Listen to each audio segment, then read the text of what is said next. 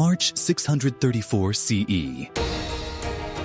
In southern Iraq, a brilliant commander pauses in the quiet aftermath of rapid victories. Khalid ibn al-Walid is preparing to push deeper into Mesopotamia when urgent news arrives from the west. Because far away in Palestine, the situation is shifting fast, and the balance of the region is about to change. Let's rewind to the year 632. The Arabian Peninsula enters a tense transition after the death of Prophet Muhammad. Tribal alliances fracture, stability is tested, and a new leader, Abu Bakr, faces the challenge of holding a young state together. His strategy becomes bold: reduce internal pressure by redirecting momentum outward toward the exhausted frontiers of two empires. To the east, he sends Khalid toward Persian-held Iraq. To the northwest, he sends a different kind of leader, Amr ibn al-As. Amr is not chosen for size of army, but for knowledge. He had traveled trade routes between Arabia and Gaza for years. He understood roads, water sources, and the patterns of border defenses, details that matter more than numbers. Late 633, Amr moves north with a small force. Experienced desert veterans used to distance, heat, and uncertainty. His target is Gaza, a major port city and trade hub linking coastal commerce with inland routes. When scouts examine the area, they notice something important. Local defenses appear scattered and under-resourced. Years of war between Byzantium and Persia had drained finances and manpower across the region. Then Amr camps east of Gaza, near small villages, and sends a message offering terms, part diplomacy,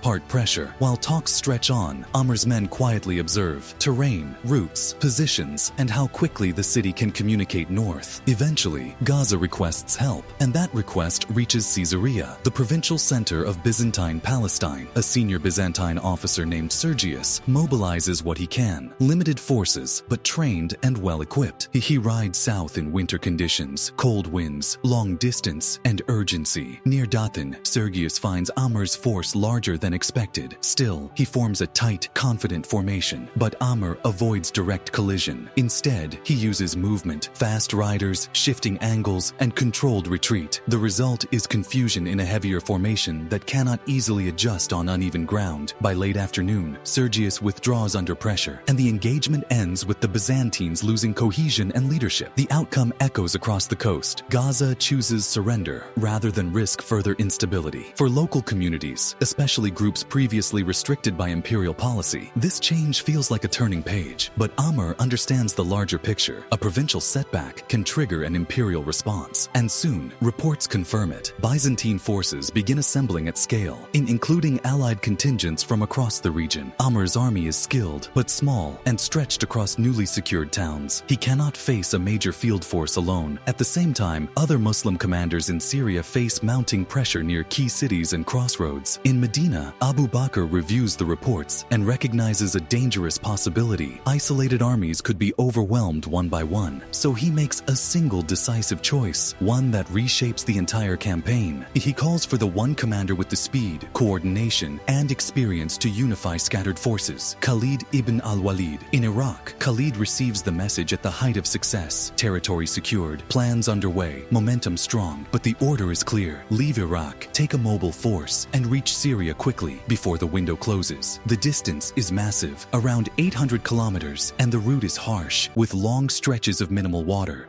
Khalid selects experienced riders and organizes logistics with extreme discipline, water planning, pace control, and rest cycles. Historians still debate the exact method: camels as moving reservoirs, hidden wells, and careful timing. What matters is the result. Against expectations, the march succeeds, and the arrival is sudden. On Easter Sunday, April 24th, 634, Khalid reaches Syria, impacting the campaign like a surprise force of nature. For the Byzantines, the strategic problem changes overnight. Scattered opponents now have a single coordinator. For the Muslim forces, morale rises because reinforcements arrived not by the easy road, but by the impossible one. And that is where this chapter ends, right before the next phase expands into larger clashes and decisive choices. Next episode, the desert crossing, how logistics, timing, and terrain became the real battlefield. If you want more deep history documentaries like this, like the video, subscribe and join the next chapter.